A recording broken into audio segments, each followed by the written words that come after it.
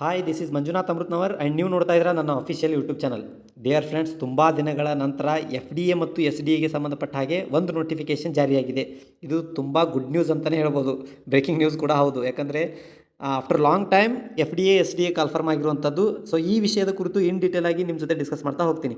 ಅದಕ್ಕಿಂತ ಮುಂಚೆ ಯಾರೆಲ್ಲ ನನ್ನ ಚಾನಲ್ನ ಹೊಸದಾಗಿ ವಿಸಿಟ್ ಮಾಡಿದಿರಿ, ದಯವಿಟ್ಟು ಚಾನಲನ್ನು ಸಬ್ಸ್ಕ್ರೈಬ್ ಮಾಡ್ಕೊಳ್ಳಿ, ಬೆಲ್ ಬಟನ್ ಕ್ಲಿಕ್ ಮಾಡಿ ಅಲ್ಲಿ ಬರ್ತಕ್ಕಂಥ ಆಲ್ ಅನ್ನೋಂಥ ಆಪ್ಷನನ್ನು ಸೆಲೆಕ್ಟ್ ಮಾಡಿದರೆ ನಾವು ಮಾಡುವಂತಹ ರೆಗ್ಯುಲರ್ ಕ್ಲಾಸಸ್ಗಳು ಬಂದು ನಿಮಗೆ ನೋಟಿಫೈ ಆಗ್ತಾ ಇರುತ್ತೆ. ಹಾಗೆ ನಿಮ್ಮ ಎಲ್ಲ ಫ್ರೆಂಡ್ಸ್ ಸರ್ಕಲ್ಗೂ ಕೂಡ ಈ ವಿಡಿಯೋನ ಶೇರ್ ಮಾಡಿ. ತುಂಬ ದಿನಗಳ ನಂತರ FDA SDA ಕಾಲ್ಫರ್ಮ್ ಆಗಿರುವಂಥದ್ದು. ಆಮೇಲೆ ತುಂಬ ಅಭ್ಯರ್ಥಿಗಳು ಕೂಡ ಇದಕ್ಕೆ ವೇಟ್ ಮಾಡ್ತಾ ಇದ್ರು. ಸೊ ಈ ವಿಷಯನ ಎಲ್ಲ ಫ್ರೆಂಡ್ಸ್ ಸರ್ಕಲ್ಗೂ ಕೂಡ ಶೇರ್ ಮಾಡಿ. ನಿಮಗೇನಾದರೂ ಡೌಟ್ಸ್ಗಳಿದ್ದರೆ ನಿಮ್ಮ ಡೌಟ್ಸ್ಗಳನ್ನು ಕಮೆಂಟ್ ಬಾಕ್ಸಲ್ಲಿ ಡ್ರಾಪ್ ಮಾಡಿ. ಆದರೆ ರಿಕ್ವೆಸ್ಟ್ ಏನು ಅಂತ ಹೇಳಿದರೆ, ವಿಡಿಯೋನ ಎಲ್ಲೂ ಸ್ಕಿಪ್ ಮಾಡ್ದೇ ನೋಡಿದಾದಮೇಲೆ ಡೌಟ್ಗಳು ಕ್ರಿಯೇಟ್ ಆದರೆ ಕಮೆಂಟ್ ಬಾಕ್ಸಲ್ಲಿ ಡ್ರಾಪ್ ಮಾಡಿ. ವಿಡಿಯೋ ನೋಡೋಕ್ಕಿಂತ ಮುಂಚೆನೇ ಕಮೆಂಟ್ಗಳನ್ನು ಡ್ರಾಪ್ ಮಾಡಬೇಡಿ. ಹಾಗೆ ವಿಡಿಯೋಕ್ಕೆ ಲೈಕ್ ಮಾಡೋದನ್ನು ಮರಿಬೇಡಿ. ಸೊ ಫಸ್ಟಿಗೆ ಯಾವ ವಿಭಾಗದಲ್ಲಿ ಕಾಲ್ಫರ್ಮ್ ಆಗಿದೆ ಅನ್ನೋದನ್ನು ನೋಡೋದಾದರೆ ಇಲ್ಲಿದೆ ನೋಡಿ. ಬಳ್ಳಾರಿ ಜಿಲ್ಲಾ ಸಹಕಾರಿ ಕೇಂದ್ರ ಬ್ಯಾಂಕ್ ನಿಗಮ ಹೊಸಪೇಟೆ. ಬಳ್ಳಾರಿ ಜಿಲ್ಲಾ ಸಹಕಾರಿ ಕೇಂದ್ರ ಬ್ಯಾಂಕ್ ನಿಗಮ ಹೊಸಪೇಟೆ. ಇಲ್ಲಿ FDA SDA ಮತ್ತು ಇತರೆ ಹುದ್ದೆಗಳನ್ನು ಕೂಡ ಅವರು ಕಾಲ್ಫರ್ಮ್ ಮಾಡಿದ್ದಾರೆ. ನಿಮಗೆ ಏನಾದರೂ ಡೌಟ್ಸ್ ಇದ್ದರೆ ಈ ನಂಬರಿಗೆ ಕಾಂಟ್ಯಾಕ್ಟ್ ಮಾಡಿ ನೀವು ನಿಮ್ಮ ಡೌಟ್ಸ್ಗಳನ್ನು ಕ್ಲಿಯರ್ ಮಾಡ್ಕೋಬೋದು. ಅದರ ಹೊರತುಪಡಿಸಿ ವೆಬ್ಸೈಟ್ ಲಿಂಕನ್ನು ಕೂಡ ಕೊಟ್ಟಿದ್ದಾರೆ. ಈ ವೆಬ್ಸೈಟ್ ಲಿಂಕಲ್ಲಿ ಹೋಗಿ ಈಗೇನು ನಾನು PDF ತೋರಿಸ್ತಾ ಇದ್ದೀನಲ್ವ, ಈ PDF ಡೌನ್ಲೋಡ್ ಮಾಡಿಕೊಂಡು ಇನ್ ಡೀಟೇಲ್ ಆಗಿ ನೋಡ್ಕೋಬೋದು. ಅಥವಾ ಇದೇ ವಿಡಿಯೋದಲ್ಲಿ ನಾನು ಇಡೀ PDF ನೀಟಾಗಿ ಸ್ಕ್ರೋಲ್ ಮಾಡ್ತಾ ತೋರಿಸ್ತಾ ಹೋಗ್ತೀನಿ. ಅಲ್ಲೂ ವಿಡಿಯೋ ಪಾಸ್ ಮಾಡಿ ನೀವು ಈ ಮಾಹಿತಿಯನ್ನು ಓದ್ಕೋಬಹುದು. ಇನ್ನು ಈ ಮಾಹಿತಿ ಅಥವಾ ಈ ನೋಟಿಫಿಕೇಷನ್ ಯಾವಾಗ ಜಾರಿಗೆ ಬಂದಿದೆ ಅಥವಾ ಯಾವಾಗ ನೋಟಿಫೈ ಆಗಿದೆ ಅಂತ ನೋಡೋದಾದರೆ ದಿನಾಂಕ 6/4/2024 ಈ ನೋಟಿಫಿಕೇಷನನ್ನು ಹೊರಡಿಸಿದ್ದಾರೆ. ಸೊ ಇಲ್ಲಿ ಇರ್ತಕ್ಕಂತಹ ಎಲ್ಲ ಮಾಹಿತಿಯನ್ನು ನಾನು ಓದ್ತಾ ಹೋಗಲ್ಲ, ಯಾಕಂದರೆ ವಿಡಿಯೋ ತುಂಬ ಲೆಂದಿ ಆಗುತ್ತೆ. ಮೇನ್ ಪಾಯಿಂಟ್ ಏನಿದೆ ಅದನ್ನು ನಾನು ನಿಮ್ಮ ಜೊತೆ ಶೇರ್ ಮಾಡ್ತಾ ಹೋಗ್ತೀನಿ. ಸೊ ಯಾವ ಹುದ್ದೆಗಳು ಎಷ್ಟೆಷ್ಟಿವೆ, ಆಮೇಲೆ ಅಪ್ಲಿಕೇಶನ್ ಹಾಕಲಿಕ್ಕೆ ಸ್ಟಾರ್ಟ್ ಆಗಿರ್ತಕ್ಕಂಥ ಡೇಟ್ ಯಾವುದು, ಆಮೇಲೆ ಲಾಸ್ಟ್ ಡೇಟ್ ಯಾವುದು, ಇದೆಲ್ಲ ಮಾಹಿತಿಯನ್ನು ಡಿಸ್ಕಸ್ ಮಾಡ್ತಾ ಹೋಗ್ತೀನಿ. ಸೊ ವೆರಿ ಫಸ್ಟ್ FDAಗೆ ಸಂಬಂಧಪಟ್ಟ ಹಾಗೆ ಮಾತನಾಡೋದಾದರೆ, ವ್ಯವಸ್ಥಾಪಕರು ಅಥವಾ ಪ್ರಥಮ ದರ್ಜೆ ಸಹಾಯಕರ ಹುದ್ದೆಗಳ ಸಂಖ್ಯೆಯ ಬಗ್ಗೆ ಮಾತನಾಡೋದಾದರೆ ಒಟ್ಟು 22 ಹುದ್ದೆಗಳನ್ನು ಕಾಲ್ಫರ್ ಮಾಡಿದ್ದಾರೆ. ಸೊ ಈ 22 ಹುದ್ದೆಗಳಿಗೆ ಸಂಬಂಧಪಟ್ಟ ಹಾಗೆ ವೇತನ ಶ್ರೇಣಿ ಎಷ್ಟು ಕೊಡ್ತಾ ಇದ್ದಾರೆ? 44,425ರಿಂದ 83,700ರವರೆಗೂ ಕೂಡ ನಿಮಗೆ ವೇತನ ಶ್ರೇಣಿ ಇರುತ್ತೆ. ಸೊ ಈ 22 ಹುದ್ದೆಗಳನ್ನು ಅವರು 2 ವಿಭಾಗದಲ್ಲಿ ಡಿವೈಡ್ ಮಾಡಿದ್ದಾರೆ. ಒಂದು ಕಲ್ಯಾಣ ಕರ್ನಾಟಕ ವಿಭಾಗ, ಇನ್ನೊಂದು ನಾನ್ HK ಅಂದರೆ ಕಲ್ಯಾಣ ಕರ್ನಾಟಕವನ್ನು ಹೊರತುಪಡಿಸಿ ಏನು ಜಿಲ್ಲೆಗಳಿದಾವಲ್ವ ಆ ಜಿಲ್ಲೆಗಳಂತ ಹೇಳಿ 2 ವಿಭಾಗವಾಗಿ ಮಾಡಿ ಕೊಟ್ಟಿದ್ದಾರೆ. ಸೊ ಇದರಲ್ಲಿ ವೆರಿ ಫಸ್ಟ್ 371Jಗೆ ಸಂಬಂಧಪಟ್ಟ ಹಾಗೆ ಅಂದರೆ HKಗೆ ಸಂಬಂಧಪಟ್ಟ ಹಾಗೆ 18 ಹುದ್ದೆಗಳನ್ನು ಕಾಲ್ಫರ್ ಮಾಡಿದ್ದಾರೆ. ಅದರಲ್ಲಿ ಸಾಮಾನ್ಯ, ಪರಿಶಿಷ್ಟ ಜಾತಿ, ಪರಿಶಿಷ್ಟ ಪಂಗಡ, ಪ್ರವರ್ಗ 1, 2A, 2B, 3A, 3Bಗೆ ಸಂಬಂಧಪಟ್ಟ ಹಾಗೆ ಎಷ್ಟು ಹುದ್ದೆಗಳದಾವಂತ ಡೀಟೇಲ್ ಆಗಿ ಕೊಟ್ಟಿದ್ದಾರೆ. ನೀವು ಅದನ್ನು ನೋಡಿಕೊಂಡು ಅಪ್ಲಿಕೇಶನನ್ನು ಹಾಕಿ. ಸೊ ಇದು ಕಲ್ಯಾಣ ಕರ್ನಾಟಕಕ್ಕೆ ಸಂಬಂಧಪಟ್ಟ ಹಾಗೆ ಎಷ್ಟು ಹುದ್ದೆಗಳ ವಿವರ ಅನ್ನೋದು ನೋಡಿದರೆ, ಇನ್ನು ನಾನ್ HK ವಿಭಾಗಕ್ಕೂ ಕೂಡ ನೋಡಬೇಕಲ್ವಾ. ಸೊ ನಾನ್ HKಗೆ ಎಷ್ಟು ಹುದ್ದೆಗಳನ್ನು ಕೊಡ್ತಾ ಇದ್ದಾರೆ ಅಂತ ಹೇಳಿದರೆ ಒಟ್ಟು 4 ಹುದ್ದೆಗಳನ್ನು ನಾನ್ HKಗೆ ಸಂಬಂಧಪಟ್ಟ ಹಾಗೆ ಕೊಡ್ತಾ ಇದ್ದಾರೆ. ಅದರಲ್ಲಿ ಸಾಮಾನ್ಯ, ಪರಿಶಿಷ್ಟ ಜಾತಿ, ಪರಿಶಿಷ್ಟ ಪಂಗಡ ಈ 3 ವಿಭಾಗದಲ್ಲಿ ಹುದ್ದೆಗಳು ಡಿವೈಡ್ ಆಗಿರುವಂಥದ್ದು. ಸೊ ಇದನ್ನು ಸ್ವಲ್ಪ ಕ್ಲಿಯರ್ ಆಗಿ ನೋಡಿಕೊಂಡು ಅಪ್ಲಿಕೇಶನನ್ನು ಹಾಕಿ. ಸೊ ಕಲ್ಯಾಣ ಕರ್ನಾಟಕಕ್ಕೆ 18 ಪೋಸ್ಟ್ಗಳು, ನಾನ್ HK ವಿಭಾಗಕ್ಕೆ 4 ಪೋಸ್ಟ್ಗಳನ್ನು ಕಾಲ್ಫರ್ ಮಾಡಿದ್ದಾರೆ. ಸರ್, ಇದು FDAಗೆ ಸಂಬಂಧಪಟ್ಟಂಗೆ ಆಯಿತು. ಇನ್ನು SDAಗೆ ಸಂಬಂಧಪಟ್ಟಂತಹ ಹುದ್ದೆಗಳು ವಿವರವನ್ನು ನೋಡೋದಾದರೆ ಇಲ್ಲಿದೆ ನೋಡಿ. ಇದು ದ್ವಿತೀಯ ದರ್ಜೆ ಸಹಾಯಕರು ಅಂದರೆ SDAಗೆ ಸಂಬಂಧಪಟ್ಟ ಹಾಗೆ ಇರುವಂಥ ಇನ್ಫಾರ್ಮೇಷನ್. ಒಟ್ಟು ಹುದ್ದೆಗಳ ಸಂಖ್ಯೆ 28 ಹುದ್ದೆಗಳನ್ನು ಕಾಲ್ಫರ್ ಮಾಡಿದ್ದಾರೆ. ವೇತನ ಶ್ರೇಣಿಯನ್ನು ನೋಡುವುದಾದರೆ 34,400ರಿಂದ ಹಿಡಿದು 67,600ರವರೆಗೂ ಕೂಡ ವೇತನ ಶ್ರೇಣಿಯನ್ನು ಕೊಡ್ತಾ ಇದ್ದಾರೆ. ಸೊ ಈ ದ್ವಿತೀಯ ದರ್ಜೆ ಸಹಾಯಕರಿಗೆ ಸಂಬಂಧಪಟ್ಟ ಹಾಗೆ ಅಂದರೆ SDAಗೆ ಸಂಬಂಧಪಟ್ಟ ಹಾಗೆ ಒಟ್ಟು ಹುದ್ದೆಗಳು 28 ಇದಾವಲ್ವ, ಆ 28 ಹುದ್ದೆಗಳನ್ನು ಕಲ್ಯಾಣ ಕರ್ನಾಟಕಕ್ಕೆಷ್ಟು, ಆಮೇಲೆ ನಾನ್ HK ವಿಭಾಗಕ್ಕೆಷ್ಟು ಅಂತ ಹೇಳಿ ಡೀಟೇಲ್ ಆಗಿ ನೋಡೋದಾದರೆ ಕಲ್ಯಾಣ ಕರ್ನಾಟಕಕ್ಕೆ ಅಂದರೆ 371Jಗೆ ಸಂಬಂಧಪಟ್ಟ ಹಾಗೆ 22 ಹುದ್ದೆಗಳನ್ನು ಕೊಟ್ಟಿದ್ದಾರೆ. ಸೊ ಅದರಲ್ಲಿ ಸಾಮಾನ್ಯ, ಪರಿಶಿಷ್ಟ ಜಾತಿ, ಪರಿಶಿಷ್ಟ ಪಂಗಡ, ಪ್ರವರ್ಗ 1, 2A, 2B, 3A, 3Bಗೆ ಸಂಬಂಧಪಟ್ಟ ಹಾಗೆ ಎಷ್ಟೆಷ್ಟು ಹುದ್ದೆಗಳು ಅನ್ನೋದನ್ನು ಡಿವೈಡ್ ಮಾಡಿದ್ದಾರೆ. ಈ ಹುದ್ದೆಗಳ ವಿವರವನ್ನು ನೋಡಿಕೊಂಡು ನೀವು ಅಪ್ಲಿಕೇಶನನ್ನು ಹಾಕಿ. ಅಂದರೆ HK ವಿಭಾಗಕ್ಕೆ 22 ಹುದ್ದೆಗಳಾದರೆ ನಾನ್ HK ವಿಭಾಗಕ್ಕೆ ಸಂಬಂಧಪಟ್ಟ ಹಾಗೆ ಎಷ್ಟು ಹುದ್ದೆಗಳು ಅನ್ನೋದನ್ನು ಇಲ್ಲಿ ಕೊಟ್ಟಿದ್ದಾರೆ. ಸೊ ನಾನ್ HKಗೆ ಸಂಬಂಧಪಟ್ಟ ಹಾಗೆ ಒಟ್ಟು 6 ಹುದ್ದೆಗಳನ್ನು ಕಾಲ್ಫರ್ ಮಾಡಿದ್ದಾರೆ. ಅದರಲ್ಲಿ ಸಾಮಾನ್ಯ ಎಷ್ಟು ಇದ್ದಾವೆ, ಆಮೇಲೆ ಬೇರೆ ಬೇರೆ ರೀತಿಯಾದಂಥ ಕೆಟಗರಿಗೆ ಎಷ್ಟೆಷ್ಟು ಹುದ್ದೆಗಳು ಬರ್ತಿದ್ದಾವೆ ಅಂಥೇಳಿ ಡೀಟೇಲಾಗಿ ಕೊಟ್ಟಿದ್ದಾರೆ. ಅದನ್ನು ಸ್ವಲ್ಪ ಡೀಟೇಲಾಗಿ ನೋಡಿಕೊಂಡೇ ಅಪ್ಲಿಕೇಶನನ್ನು ಹಾಕಿ. ಸೊ ಇದು SDAಗೆ ಸಂಬಂಧಪಟ್ಟಂತಹ ಹುದ್ದೆಗಳ ಮಾಹಿತಿ ಆಯಿತು. ಇನ್ನು ಇದನ್ನು ಹೊರತುಪಡಿಸಿ ಬೇರೆ ಬೇರೆ ಹುದ್ದೆಗಳು ಕೂಡ ಇದರಲ್ಲಿ ಕಾಲ್ಫರ್ಮ್ ಆಗಿರುವಂಥದ್ದು. ಅದನ್ನು ನೋಡೋದಾದರೆ ವಾಹನ ಚಾಲಕರು ಅನ್ನುವಂತಹ ಹುದ್ದೆ ಅಂದರೆ ಡ್ರೈವರ್ ಹುದ್ದೆಗೆ ಸಂಬಂಧಪಟ್ಟ ಹಾಗೆ ಒಂದು ಹುದ್ದೆಯನ್ನು ಕಾಲ್ಫರ್ ಮಾಡಿದ್ದಾರೆ. ಆ ಒಂದು ಹುದ್ದೆ ಏನು ಕಲ್ಯಾಣ ಕರ್ನಾಟಕ ಸ್ಥಳೀಯ ವೃಂದಕ್ಕೆ ಸಂಬಂಧಪಟ್ಟದ್ದಾಗಿರುತ್ತೆ. ಅಂದರೆ ಎಚ್ ಕೆ ವಿಭಾಗದವರು ಮಾತ್ರ ಇದಕ್ಕೆ ಅಪ್ಲಿಕೇಶನನ್ನು ಹಾಕ್ಬೋದು. ಒಟ್ಟು ಒಂದು ಹುದ್ದೆ ಮಾತ್ರ ಇರೋದು, ಅದು ಸಾಮಾನ್ಯ ವರ್ಗಕ್ಕೆ ಇರುವಂತಹ ಹುದ್ದೆ ಆಗಿರುತ್ತೆ. ಸೊ ಇದು ಡ್ರೈವರ್ಗೆ ಸಂಬಂಧಪಟ್ಟಂತಹ ಮಾಹಿತಿ. ಇನ್ನು ಇದನ್ನು ಹೊರತುಪಡಿಸಿ ಕಿರಿಯ ಸೇವಕರು ಅಂತ ಹೇಳಿ 31 ಹುದ್ದೆಗಳನ್ನು ಕಾಲ್ಫರ್ ಮಾಡಿದ್ದಾರೆ. ಸೊ ಈ 31 ಹುದ್ದೆಗಳ ಅಂದರೆ ಕಿರಿಯ ಸೇವಕರ 31 ಹುದ್ದೆಗಳ ಬಗ್ಗೆ ವಿವರವನ್ನು ಕೊಡುವುದಾದರೆ ಯಾವ್ಯಾವ ವಿಭಾಗಕ್ಕೆ ಎಷ್ಟೆಷ್ಟು ಡಿವೈಡ್ ಮಾಡಿದ್ದಾರೆ ಅಂತ ಹೇಳಿ ನೋಡೋದಾದರೆ, ಫಸ್ಟಿಗೆ ಕಲ್ಯಾಣ ಕರ್ನಾಟಕಕ್ಕೆ ಸಂಬಂಧಪಟ್ಟ ಹಾಗೆ 371Jಗೆ ಸಂಬಂಧಪಟ್ಟ ಹಾಗೆ ಒಟ್ಟು 26 ಹುದ್ದೆಗಳನ್ನು ಕೊಟ್ಟಿದ್ದಾರೆ. ಇರುವಂತಹ ಹುದ್ದೆಗಳು ಟೋಟಲ್ ಹುದ್ದೆಗಳು 31. ಅದರಲ್ಲಿ ಎಚ್ ಕೆ ವಿಭಾಗಕ್ಕೆ 26 ಹುದ್ದೆಗಳು, ಆಮೇಲೆ ಪ್ರವರ್ಗಗಳಿಗೆ ಯಾವ್ಯಾವ ವರ್ಗಗಳಿಗೆ ಎಷ್ಟೆಷ್ಟು ಹುದ್ದೆಗಳು ಅನ್ನೋದನ್ನು ನೀವು ಡೀಟೇಲ್ ಆಗಿ ನೋಡ್ಕೊಳ್ಳಿ. ಇದು ಎಚ್ ಕೆ ವಿಭಾಗಕ್ಕಾದರೆ ನಾನ್ ಎಚ್ ಕೆಗೆ ಸಂಬಂಧಪಟ್ಟ ಹಾಗೆ ಎಷ್ಟು ಹುದ್ದೆಗಳನ್ನು ಕೊಟ್ಟಿದ್ದಾರೆ ಅಂತಂದರೆ 5 ಹುದ್ದೆಗಳನ್ನು ನಾನ್ ಎಚ್ ಕೆ ವಿಭಾಗಕ್ಕೆ ಕೊಟ್ಟಿದ್ದಾರೆ. ಹಾಗೆ ಡಿವೈಡ್ ಮಾಡಿದ್ದಾರೆ, ಅದನ್ನು ಯಾವ್ಯಾವುದು ವರ್ಗಗಳಿಗೆ ಎಷ್ಟೆಷ್ಟು ಹುದ್ದೆಗಳು ಬರ್ತಾವೆ ಅನ್ನೋದನ್ನು ನೋಡ್ಕೊಳ್ಳಿ. ಸೊ ಈ ರೀತಿಯಾದಂತಹ ಹುದ್ದೆಗಳು ಕಾಲ್ಫರ್ಮ್ ಆಗಿರುವಂಥದ್ದು FDA, SDA, ಡ್ರೈವರ್ ಹುದ್ದೆಗಳು, ಹಾಗೆ ಕಿರಿಯ ಸೇವಕರ ಹುದ್ದೆಗಳು. ಈ ಎಲ್ಲ ಹುದ್ದೆಗಳನ್ನು ನೀವು ಡೀಟೇಲಾಗಿ ನೋಡಿಕೊಂಡು ಆಮೇಲೆ ಅಪ್ಲಿಕೇಶನನ್ನು ಹಾಕಿ. ಸೊ ಇದೆಲ್ಲದಕ್ಕೂ ಕೂಡ ಬೇಕಾಗಿರ್ತಕ್ಕಂಥ ಮೇನ್ ಇಂಪಾರ್ಟೆಂಟ್ ಪಾಯಿಂಟ್ ಏನು ಅಂತ ಹೇಳಿದರೆ ಶೈಕ್ಷಣಿಕ ಅರ್ಹತೆ ಯಾವುದಿರಬೇಕು ಅಂತ ಹೇಳಿ ಕೊಟ್ಟಿದ್ದಾರೆ. ಸೊ ಮೊದಲಿಗೆ FDAಗೆ ಸಂಬಂಧಪಟ್ಟ ಹಾಗೆ ಏನಾಗಿರಬೇಕು, ಭಾರತದ ಕಾನೂನಿನನ್ವಯ ಸ್ಥಾಪನೆಯಾದಂತಹ ವಿಶ್ವವಿದ್ಯಾಲಯದ ಯಾವುದೇ ಪದವಿಯಲ್ಲಿ ತೇರ್ಗಡೆ ಆಗಿರಬೇಕು. ಅಂದರೆ ನೀವು ಡಿಗ್ರಿಯನ್ನು ಮುಗಿಸ್ಕೊಂಡಿರ್ಬೇಕು, ಇರ್ರೆಸ್ಪೆಕ್ಟಿವ್ ಆಫ್ ಏನು ಕೋರ್ಸ್, BA ಆಗಿರ್ಬೋದು, BSc ಆಗಿರ್ಬೋದು, ಅಥವಾ BCom ಆಗಿರ್ಬೋದು, ಯಾವುದೇ ಆಗಿದ್ದರೂ ಕೂಡ ತೊಂದರೆ ಇಲ್ಲ. ಬಟ್ ಡಿಗ್ರಿ ಏನಾಗಿರಬೇಕು, ಕಂಪ್ಲೀಟ್ ಆಗಿರಬೇಕು, ಇರ್ರೆಸ್ಪೆಕ್ಟಿವ್ ಆಫ್ ಕೋರ್ಸ್. ಅದ್ರ ಜೊತೆಗೆ ನಿಮಗೆ ಕನ್ನಡ ಓದಲು, ಬರೆಯಲು ಮತ್ತು ಅದನ್ನು ಅರ್ಥ ಮಾಡ್ಕೊಳ್ಳುವಂತಹ ಸಾಮರ್ಥ್ಯ ಮತ್ತು ಚೆನ್ನಾಗಿ ಮಾತನಾಡಲು, ಸ್ಪಷ್ಟವಾಗಿ ಮಾತನಾಡಲು ಬರಬೇಕು ಅಂತ ಹೇಳ್ತಾ ಇದ್ದಾರೆ. ಹಾಗೆ ಕಂಪ್ಯೂಟರ್ ನಾಲೆಜು ಕೂಡ ಇರಬೇಕು ಅಂಥೇಳಿ ಹೇಳ್ತಾ ಇದ್ದಾರೆ. ಇನ್ನು ಇದನ್ನು ಹೊರತುಪಡಿಸಿ SDAಗೆ ಸಂಬಂಧಪಟ್ಟ ಹಾಗೆ ಏನೇನು ಎಜುಕೇಷನ್ ಕ್ವಾಲಿಫಿಕೇಷನ್ ಇರಬೇಕು ಅಂತ ಹೇಳಿದರೆ, ಮಾನ್ಯತೆ ಪಡೆದಿರತಕ್ಕಂತಹ ಪದವಿ ಪೂರ್ವ ವಿದ್ಯಾಲಯದಿಂದ ದ್ವಿತೀಯ PUC ಅಥವಾ ತತ್ಸಮಾನ ವಿದ್ಯಾರ್ಥಿಯಲ್ಲಿ ಉತ್ತೀರ್ಣರಾಗಿರಬೇಕು. ಅಂದರೆ PUCಯನ್ನು ಮುಗಿಸಿರಬೇಕು, ಅದರ ಜೊತೆಗೆ ಕನ್ನಡ ಓದಲು ಮತ್ತು ಬರೆಯಲು ಸ್ಪಷ್ಟವಾಗಿ ಮಾತನಾಡಲು ಬರಬೇಕು ಅಂತ ಹೇಳ್ತಾ ಇದ್ದಾರೆ. ಹಾಗೆಯೇ ಕಂಪ್ಯೂಟರ್ ನಾಲೆಜು ಕೂಡ ಇರಬೇಕು ಅಂತ ಹೇಳ್ತಾ ಇದ್ದಾರೆ. ಇದಷ್ಟು SDAಗೆ ಸಂಬಂಧಪಟ್ಟಂಗೆ. ಆದರೆ ಇನ್ನು ವಾಹನ ಚಾಲಕರಿಗೆ ಸಂಬಂಧಪಟ್ಟಂಗೆ SSLCಯಲ್ಲಿ ತೇರ್ಗಡೆಯನ್ನು ಹೊಂದಿರಬೇಕು. ಅದರ ಜೊತೆಗೆ ಕನ್ನಡನ ಒಂದು ಭಾಷೆಯಾಗಿ ಓದಿರಬೇಕು. ಹಾಗೆ ಕಾನೂನುಬದ್ಧ ಡ್ರೈವಿಂಗ್ ಲೈಸೆನ್ಸನ್ನು ಹೊಂದಿರಬೇಕು. This is very important. ನನ್ನ ಹತ್ರ ಲೈಸೆನ್ಸೇ ಇಲ್ಲ, ನಾನು ಹಾಗೆ ಅಪ್ಲಿಕೇಶನ್ ಹಾಕ್ತೇನೆ ಅಂತ ಹೇಳಿದರೆ ಬರಲ್ಲ. ಲೈಸೆನ್ಸ್ ಹೊಂದಿರಬೇಕು, SSLC ಪಾಸ್ ಆಗಿರಬೇಕು, ಅದರಲ್ಲಿ ಕನ್ನಡವನ್ನು ಒಂದು ಭಾಷೆಯಾಗಿ ಓದಿರಬೇಕು.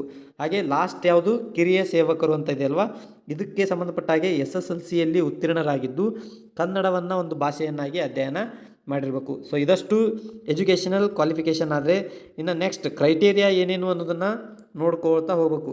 ಏನು ಕ್ರೈಟೇರಿಯಾ, ನಾನು ಆವಾಗಲೇ ಹೇಳ್ತಾ ಇದ್ದೀನಿ, ಇಡೀ PDF ನಾನು ಡಿಸ್ಕಸ್ ಮಾಡಲ್ಲ, ನೀವು ವಿಡಿಯೋ ಪಾಸ್ ಮಾಡಿ ನೋಡ್ಕೋಬಹುದು. ಸ್ವಲ್ಪ ವಯೋಮಿತಿಯ ಬಗ್ಗೆ ನಾನು ನಿಮಗೆ ಮಾಹಿತಿ ಕೊಡ್ಬೋದು. ಇಲ್ಲಿ ಏನಂತ ಹೇಳಿದರೆ, ಪರಿಶಿಷ್ಟ ಜಾತಿ ಮತ್ತು ಪರಿಶಿಷ್ಟ ಪಂಗಡ ಹಾಗೂ ಪ್ರವರ್ಗ 1ರ ಅಭ್ಯರ್ಥಿಗಳಿಗೆ ವಯೋಮಿತಿ ಎಲ್ಲಿವರೆಗೂ ಇದೆ, 40 ವರ್ಷದವರೆಗೂ ವಯೋಮಿತಿ ಇರುವಂಥದ್ದು.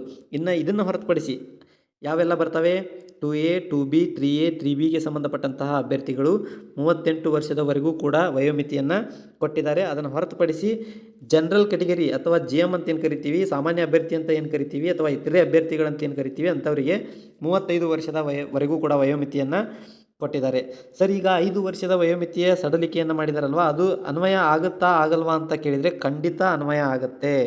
ಇಲ್ಲಿ ಕೊಟ್ಟಿದ್ದಾರೆ ನೋಡಿ, ಏನಂತ, ವಿಶೇಷ ಸೂಚನೆ, ಸರ್ಕಾರದ ಅಧಿಸೂಚನೆ ಸಂಖ್ಯೆ ಇದೆಲ್ಲ ಕೊಟ್ಟು ದಿನಾಂಕ 29/1/2026 ಅನ್ವಯ ಆಯ್ಕೆ ಪ್ರಕ್ರಿಯೆಯಲ್ಲಿ ಭಾಗವಹಿಸುವ ಎಲ್ಲ ವರ್ಗದ ಅಭ್ಯರ್ಥಿಗಳಿಗೆ ನಿಗದಿಪಡಿಸಿರುವ ಗರಿಷ್ಠ ವಯೋಮಿತಿಯಲ್ಲಿ ಒಂದು ಬಾರಿಯ ಕ್ರಮವಾಗಿ 5 ವರ್ಷದವರೆಗಿನ ಸಡಲಿಕೆ ಅಂದರೆ ವಯೋಮಿತಿ ಸಡಲಿಕೆಯನ್ನು ನೀಡಲಾಗಿದೆ.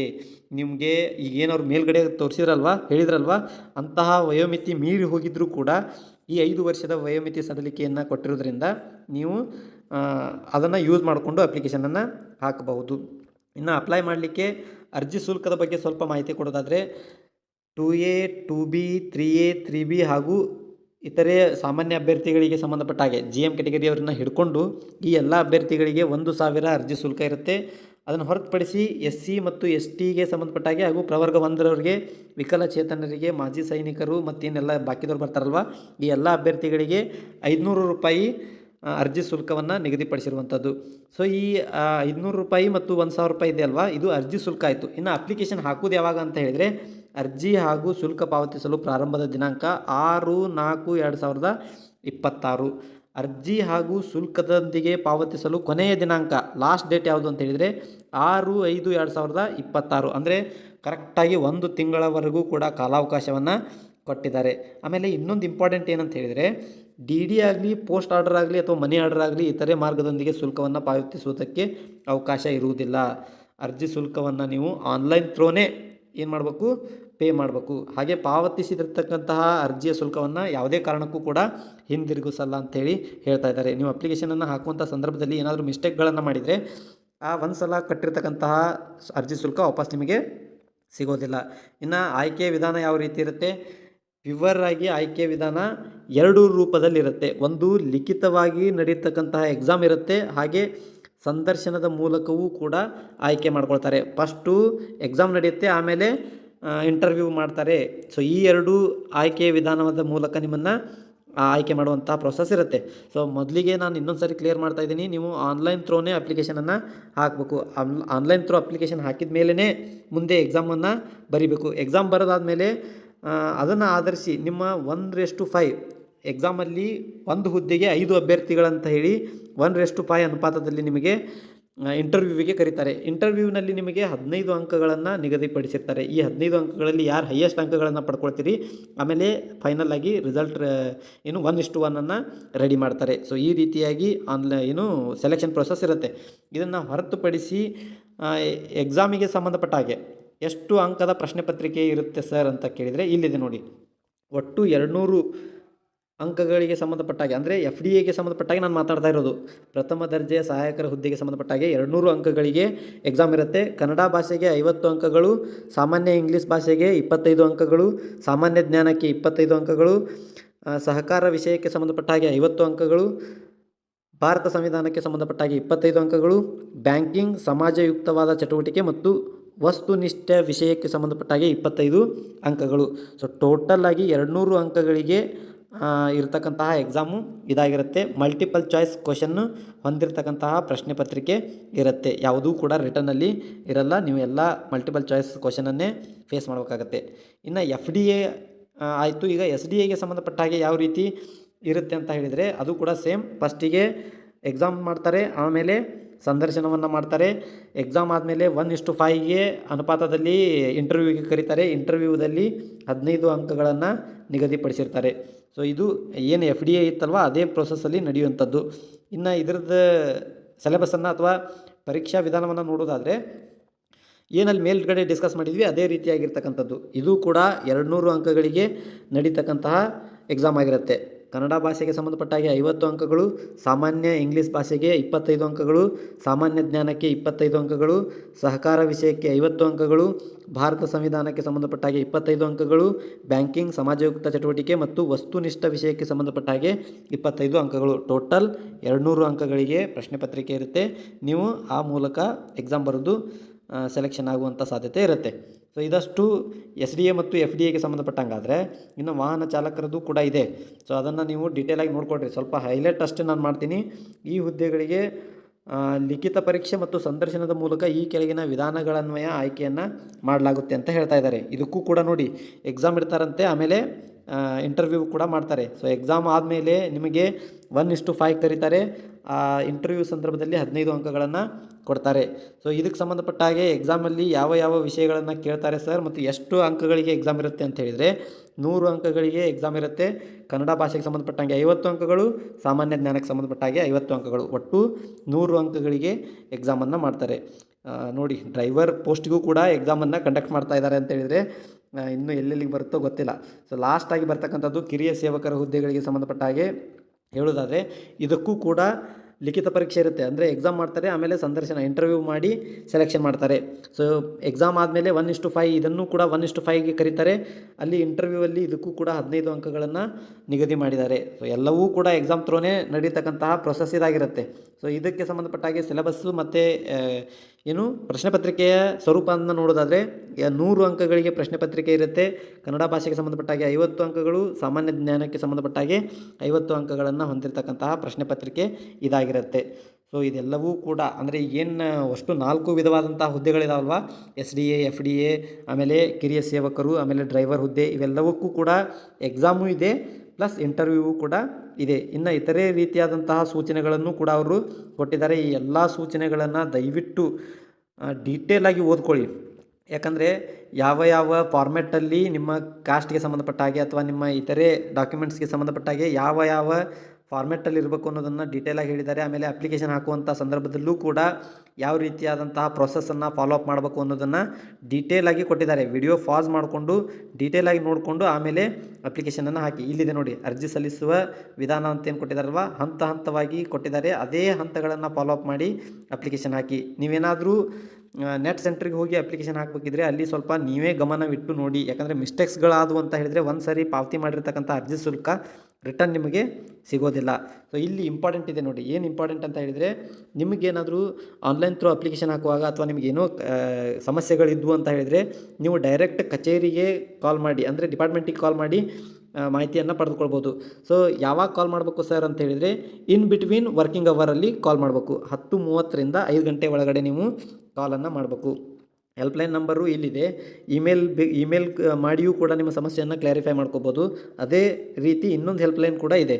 ಒಟ್ಟು 2 ಹೆಲ್ಪ್ಲೈನು, ಒಂದು ಇಮೇಲ್ ಐಡಿಯನ್ನು ಕೊಟ್ಟಿದ್ದಾರೆ. ಅದಕ್ಕೆ ಸಂಬಂಧಪಟ್ಟ ಹಾಗೆ ಕಾಲ್ ಮಾಡಿ ನೀವು ನಿಮ್ಮ ಸಮಸ್ಯೆಗಳೇನೇ ಇದ್ದರೂ ಕೂಡ ಕ್ಲಾರಿಫೈ ಮಾಡ್ಕೋಬೋದು. ಜಾತಿ ಮೀಸಲಾತಿ ಪ್ರಮಾಣ ಪತ್ರಗಳಿಗೆ ಸಂಬಂಧಪಟ್ಟ ಹಾಗೆ ಡೀಟೇಲ್ ಮಾಹಿತಿ ಇದೆ, ಎಲ್ಲವನ್ನು ಕೂಡ ನೋಡ್ಕೊಳ್ಳಿ. ಗ್ರಾಮೀಣ ಅಭ್ಯರ್ಥಿಗೆ ಸಂಬಂಧಪಟ್ಟ ಹಾಗೆ ಕನ್ನಡ ಮಾಧ್ಯಮ ಅಭ್ಯರ್ಥಿಗೆ ಸಂಬಂಧಪಟ್ಟಂಥ ಮಾಹಿತಿ, ಯೋಜನೆಗಳಿಂದ ನಿರಾಶ್ರಿತಗೊಂಡಿರ್ತಕ್ಕಂಥ ಅಭ್ಯರ್ಥಿಗಳು, ಮಾಜಿ ಸೈನಿಕರಿಗೆ ಎಷ್ಟು ಏಜ್ ರಿಲ್ಯಾಕ್ಸೇಷನ್ ಇದೆ, ಅದರ ಜೊತೆಗೆ ವಿಕಲಚೇತನ ಅಭ್ಯರ್ಥಿಗಳ ಏಜ್ ರಿಲ್ಯಾಕ್ಸೇಷನ್ ಏನು, ಆಮೇಲೆ ಯಾವ ರೀತಿಯಾದಂತಹ ಫಾರ್ಮ್ಯಾಟನ್ನು ಅವ್ರು ಕೊಡಬೇಕು, HK ವಿಭಾಗದವರು ಯಾವ ರೀತಿಯಾದಂಥ ಫಾರ್ಮ್ಯಾಟ್ ಕೊಡಬೇಕು, ಕಡ್ಡಾಯ ಹಾಜರುಪಡಿಸಬೇಕಾದಂಥ ಪ್ರಮಾಣ ಪತ್ರಗಳು ಯಾವ್ಯಾವು, ಮೀಸಲಾತಿ ಹಾಗೂ ವಯೋಮಿತಿಗೆ ರಿಯಾಯಿತಿ ಕೋರಿದ್ದಲ್ಲಿ ಹಾಜರುಪಡಿಸಬೇಕಾದಂಥ ಪ್ರಮಾಣ ಪತ್ರಗಳು ಯಾವ್ಯಾವು, ಈ ಎಲ್ಲ ಮಾಹಿತಿಯನ್ನು ನೀವು ಡೀಟೇಲಾಗಿ ಕೊಡಲೇಬೇಕಾಗತ್ತೆ. ಸೊ ಅದಕ್ಕೋಸ್ಕರನೇ PDF ಡೀಟೇಲಾಗಿ ಓದಿಕೊಂಡು ಒಂದು 10 ನಿಮಿಷ ಕುಂತು ಅರ್ಥ ಮಾಡಿಕೊಂಡು ಆಮೇಲೆ ಅಪ್ಲಿಕೇಶನನ್ನು ಸಬ್ಮಿಟ್ ಮಾಡಿ.